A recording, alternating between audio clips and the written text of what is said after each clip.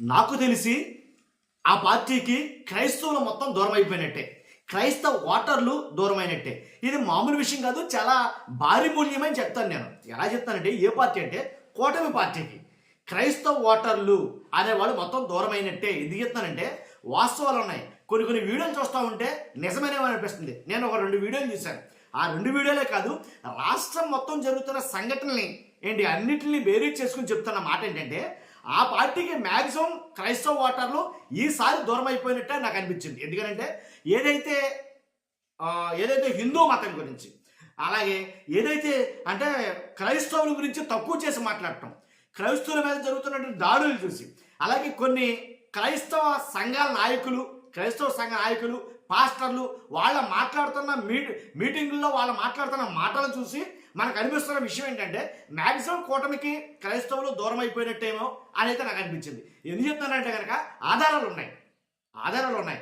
వాళ్ళ మాట్లాడిన మాటలు వింటే మీకైనా అలాగనిపిస్తుంది, వాళ్ళ మాట్లాడుతున్న మాటలు చూస్తే మీకైనా అలా అనిపిస్తుంది. ఎందుకని అని అంటే కనుక, కూటమి ప్రభుత్వంలో అలయన్స్లో భాగంగా ఏదైతే జనసేన పార్టీ కూటమిలో ఉందో, జనసేన పార్టీ వల్ల చాలా నష్టం జరిగే అవకాశం ఉంది టీడీపీ పార్టీకి కూడా అనేది నాకు అర్థమవుతుంది. వాస్తవంగా చూసుకుంటే బీజేపీ పార్టీ ఉంది కూటమిలో కూడా. బీజేపీ అంటే మతతత్వ పార్టీ, దాంట్లో ఎలాంటి డౌట్ లేదు. చాలా మట్టుకు దాని మీద ఆ ముద్ర ఉంది. తర్వాత ఇప్పుడు దాని తర్వాత సెకండ్ అంటే కనుక జనసేన పార్టీ. ఎందుకని ఐఆమ్ సనాతని హిందూ అని చెప్పి ఆయన ఎన్ని చోట్లయితే మాట్లాడారో, కొన్ని మాట్లాడిన మాటలు ఏంటి, ఆల్రెడీ ఆయన గతంలో కూడా చాలాసార్లు చాలా చోట్ల మాట్లాడుతున్న ఏంటంటే, అదే క్రైస్తవులకు కానీ అలాగే ముస్లిమ్స్కి కానీ జరిగితే ఊరుకుంటారా, ఈ మాట చాలాసార్లు ప్రయోగించారు ఆయన. దానివల్ల క్రైస్తవులు చాలా మటుకి నెగిటివ్ ఇంపాక్ట్ అనేది జరిగింది. కాబట్టి ఒకసారి అంటే నేను అన్నానని కాదు, కానీ ఈ వీడియోని చూడండి. ఈ వీడియోని చూస్తే మీకు అర్థమవుతుంది అసలు విషయం ఏంటనేది. అసలు ఈ వీడియోని చూస్తే వాస్తవంగా క్రైస్తవులు దూరం అవుతున్నారా. ఏమన్నా మీరు ఒక విషయం చెప్పాలి. నేను వీడియోలు పెట్టే ముందు నేను విషయం చెప్తాను మీకు. ఎలా అంటే, క్రైస్తవులు అంటే క్రైస్తవ ఓటర్లే అని అనుకోవద్దు. కన్వర్టెడ్ క్రిస్టియన్స్ చాలామంది ఉన్నారు, దళిత క్రైస్తవులు చాలామంది ఉన్నారు. ఇవన్నీ ఒక క్రైస్తవత్వంతో పోల్చుకుంటే దళిత క్రైస్తవులు కావచ్చు, వేరే కులాల క్రైస్తవులు కావచ్చు, అలాగే క్రైస్తవులు కావచ్చు, కన్వర్టెడ్ క్రిస్టియన్స్ కావచ్చు, ఇలా ఒకళ్ళిద్దరు కాదు, దీంతో అంటే ఇంటర్ కనెక్షన్ ఉన్న క్రైస్తవత్వంతో ఇంటర్ కనెక్షన్ ఉన్న ప్రతి ఓటర్ కూడా దెబ్బతిన్నట్టే. దాంట్లో ఎలాంటి డౌట్ లేదు. అది కూటమి పార్టీకి భారీ ఎత్తు మూల్యం చెల్లించుకోవాల్సి వస్తుందేమో అని నాకు అనిపించింది. కొన్ని సంఘటనలు చూస్తూ ఉంటే కనుక నాకు తెలిసి ఆ వాసన అంటే జనసేన పార్టీ ఏదైతే హిందూ పార్టీ అని ఏదైతే వాసన తగులుతుందో, ఆ వాసన టీడీపీ పార్టీకి కూడా అంటుకుంటుందేమో అని అభిప్రాయం. ఒక్కసారి ఈయన మాట్లాడిన మాటలు చూడండి. అంటే ఈయననే కాదు, చాలా సంఘాల్లో, చాలా చోట్ల, చాలా మీటింగుల్లో, బహిరంగ సభల్లో వాళ్ళు మాట్లాడుతున్న మాటలు ఏంటంటే కనుక, అదే క్రైస్తవులు అయితే ఊరుకుంటారా, తెగేసుకుని వచ్చి పడిపోతారు కదా అన్నట్టుగా మాట్లాడుతున్నారు. ఆ మాటలు ఏంటి ఒకసారి వినండి. విన్న తర్వాత మనం మిగిలిన విషయాలు మాట్లాడుదాం. ఒకసారి వీడియోలు పెడతాను చూడండి ఒకసారి. ఆంధ్రాలో కోండుకు వస్తే జైలు, మనిషిని చంపితే బెయిల్ అన్నట్టు నడుస్తుంది. సరే, తర్వాత సంగతులండి. ఆంధ్రాలో కోండుకు వస్తే జైలు, మనిషిని చంపితే బెయిల్ అన్నట్టు నడుస్తుంది. సరే, తర్వాత సంగతులండి. నిన్న కాక మొన్న ఆంధ్రాలో ఎవరో ఒక దళితుడు, అతను ఎస్సీ, ఎవరో పసిబిడ్డను పాడు చేశాడు అని తెలిస్తే వాడిని అరెస్ట్ చేశారు. తెల్లారేసరికి వాడి శవం ఎక్కడ దొరికింది? చెరువులో దొరికిందా లేదా? మరి నిన్న కాక మొన్న ఒక పూజారి 17 సంవత్సరాల ఆడబిడ్డని గర్భవతం చేశాడే, వాడు ఎందుకని ఇంకా జైలు కూడా పోరా? వాడు ఎందుకని ఇంకా రాజులాగా దొరుకుతున్నాడు? వాడి శవం ఎప్పుడు దొరికింది చెరువులో? అడుగుతున్న సమాధానం చెప్పు చంద్రబాబు నాయుడు. అంబటి రాంబాబు గారి గురించి మీ అందరికీ తెలుసు. తిరుపతి లడ్డు గురించి ఏదో వివాదం జరిగి రోడ్డు మీద ఏదో ఫ్లెక్సీ పెట్టారని చెప్పి ఆయన ఫ్లెక్సీ దగ్గరికి వెళ్ళాడు. మనం అందరం చూసాం. ఆ ఫ్లెక్సీ తీసేయాలని మాట్లాడే సందర్భంలో గౌరవనీయులు ముఖ్యమంత్రి వర్యులు చంద్రబాబు నాయుడు గారి తల్లి గారి గురించి తప్పుగా ఒక మాట మాట్లాడితే, అంబటి రాంబాబు ఇంటిని పగలగొట్టారు, అంబటి రాంబాబు కార్లు పగలగొట్టారు, అంబటి రాంబాబు కోర్టులోనే చెప్పాడు నా కాళ్ళు పగలగొట్టారు అని. చెప్పాడా లేదా? చెప్పలేదా?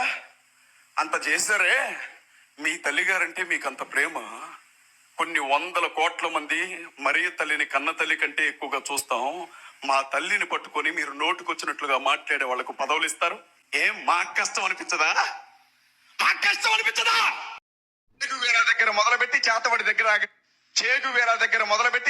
దగ్గర ఆగాడు పవన్ కళ్యాణ్. ప్రపంచానికి కమ్యూనిస్టు సిద్ధాంతాలను పరిచయం చేసిన చేగువేరా నా ఆదర్శం అన్నాడు. సముద్రం ఎవడు ముందు తలవంచదు అన్నాడు. కొండెక్కడ తలవంచదు అన్నాడు.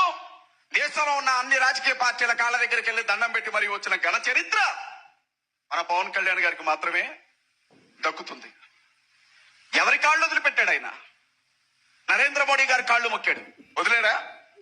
మాయావతి గారి కాళ్ళు మొక్కాడు, వదిలేడా? 17 సంవత్సరాలు చంద్రబాబు గారి కాళ్ళ దగ్గరే నాకు సుఖ నివాసం అని చెబుతున్నాడు, వదిలేడా?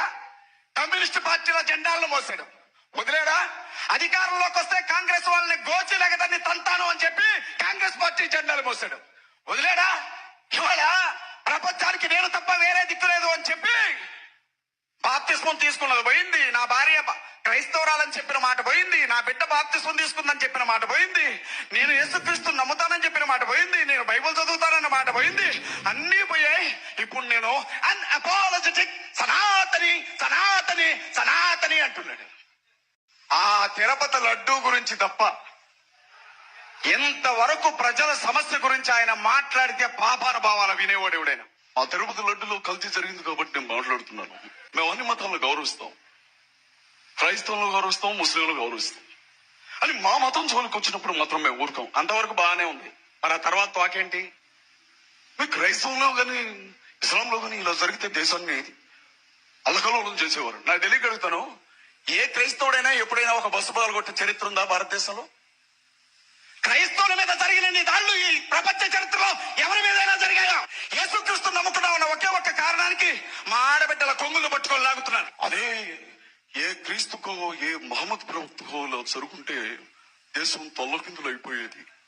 యూట్యూబ్ ఛానల్స్ ఆన్ చేసి చూడండి. యేసుక్రీస్తు ప్రభువును తిట్టడం కోసమే కొన్ని వందల ఛానల్స్ నడుస్తున్నాయి, అవునా కదా? ముస్లిం సహోదరులు అంటే నీకు ఎందుకు ఇష్టం అంటారు. నేను ఏమంటానంటే, నేను హిందువులను కూడా ప్రాణం కంటే ఎక్కువ ఇష్టపడతాను. నేను మనుషుల్ని ఇష్టపడతాను, మతాలను కాదు. చూసాగా, ఆయన పేరు పాస్టర్ అజయ్ బాబు అంట. ఆయన మాట్లాడుతున్న మాటలు చూశారు కదా. ఆయన మాట్లాడిన మాటల్లో అబద్ధం ఏమన్నా ఉందా? వాస్తవమే కదా. పవన్ కళ్యాణ్ గారు ఏవైతే కొన్ని మాటలు మాట్లాడారో ఆ మాటలను ఆధారం చేసుకుని ఆయన మాట్లాడుతున్నాడు ఆయన. కాబట్టి నేను కూడా అదే చెప్తున్నా. రాష్ట్రంలో చాలా సంఘటనలు, చాలా చోట్ల దళితుల పైన దాడులు జరుగుతున్నాయి, చాలా చోట్ల చర్చిల మీద దాడులు జరుగుతున్నాయి. కాబట్టి ఇవన్నింటిని కూడా వాస్తవం మాట్లాడుకోవడానికి ఉండి రఘురామకృష్ణరాజు గారు ఏం జరుగుతుంది చూసా కదా. వాళ్ళు చెప్తున్నారు ఏమని, కొన్ని చర్చిల్ని ఆయన నాశనం చేయించేశాడని చెప్తున్నారు. వాస్తవాలు ఏంటనేది ప్రజలు తెలుసు, ఎవరు తప్పు చేస్తున్నారు, ఎవరు ఒప్పు చేస్తున్నారు. కాబట్టి రాష్ట్రంలో క్రైస్తవులు 1,60,00,000 మంది ఉన్నారు. రాష్ట్రంలో సబ్జెక్టు కరెక్షన్ 1,60,00,000 అంటే క్రైస్తవులు అనబడే క్రైస్తవేతరులు చాలా మంది ఉన్నారు. వాళ్ళ ఓట్లు, అలాగే దళిత క్రైస్తవులు. ఇప్పుడు దళిత క్రైస్తవులకి పెద్ద ముప్పొచ్చబడింది వాస్తవంగా అయితే కనుక. ఏంటది? దళిత క్రైస్తవులకి వాళ్ళకుండే ఏవైతే రైట్స్ ఉన్నాయో ఆ రైట్స్ అన్నీ కూడా క్యాన్సిల్ చేయబడుతున్నాయి, ఆ రైట్స్ రద్దు చేయబడుతున్నాయి. ఎస్సీ ఎస్టీ అట్రాసిటీ అనేది, ఆ రక్షణ అనేది వాళ్ళకి వర్తించదు. ఎందుకని? వాళ్ళు క్రైస్తవ మతాన్ని స్వీకరించారు కాబట్టి ఆ వర్తించదు. అలాగే ఎస్సీ ఎస్టీ అట్రాసిటీ రక్షణ వాళ్ళకి వర్తించదు. అలాగే రిజర్వేషన్ ఏదైతే ఉందో ఆ రిజర్వేషన్ కూడా రద్దు చేయబడుతుంది.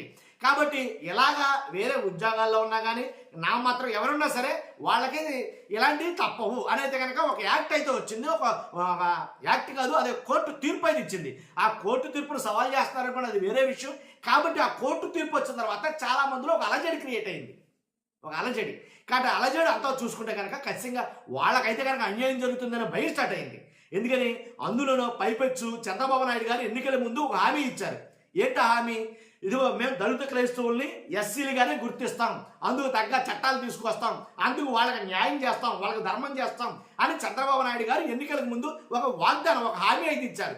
దళిత క్రైస్తవుల్ని ఎస్సీలుగా గుర్తిస్తాం అని అయితే కనుక అదేది ఇంప్లిమెంటేషన్ కాలేదుగా. కాబట్టి ఇప్పుడేమో కోర్టు తీర్పు కూడా ఇచ్చిందిగా, మీరు అలా చేస్తే కుదరదు, ఎట్టి పరిస్థితుల్లో మీ ఎస్సీ రిజర్వేషన్ రద్దు అవుతుంది అని క్లియర్ కట్గా తగ్గేసి చెప్పేసింది కోర్టు. కాబట్టి ఇప్పుడు వాళ్ళు ఏం చేయాలో తెలియని మీమాంసలో ఉండిపోయారు. కాబట్టి ఖచ్చితంగా నేను చెప్తుందంటే ఇవన్నీ చూసుకుంటే కనుక మ్యాక్సిమం 100కి 90% దూరమైనట్టే, వ్యతిరేకమైనట్టే. క్రైస్తవ ఓటర్లు కావచ్చు, క్రైస్తవులుగా పిలువబడుతున్న ఎవరైనా సరే. కాబట్టి అందు గురించే వాళ్ళు మాట్లాడే విధానం, వాళ్ళు మాట్లాడే తీరుతెన్నులు కూడా అలా ఉన్నాయి. చూసారు కానీ పెట్టిన 2 వీడియోల్లో ఆయన ఏం మాట్లాడుతున్నాడో. కాబట్టి అదండి జరుగుతుంది రాష్ట్రంలో. అంటే వ్యతిరేకం అనేది స్టార్ట్ అయ్యింది. దాన్ని ఏ మేరకు మరి వీళ్ళు తమ వైపుకి మలుచుకుని దాన్ని మరి ఎలా మార్చుతారో తెలియదు. కానీ మొత్తానికి కూటమి ప్రభుత్వం తేరుకోకపోతే భారీ మూల్యం అయితే కనుక చెల్లించాల్సి వస్తుంది. ఇది నా అభిప్రాయం. మీ అభిప్రాయం ఏంటో కామెంట్ రూపంలో తెలియజేయండి. ఫస్ట్ అయితే లైక్ చేయండి, కొత్తగా మన ఛానల్స్ పక్కాగా సబ్స్క్రైబ్ చేయండి. Thank you very much.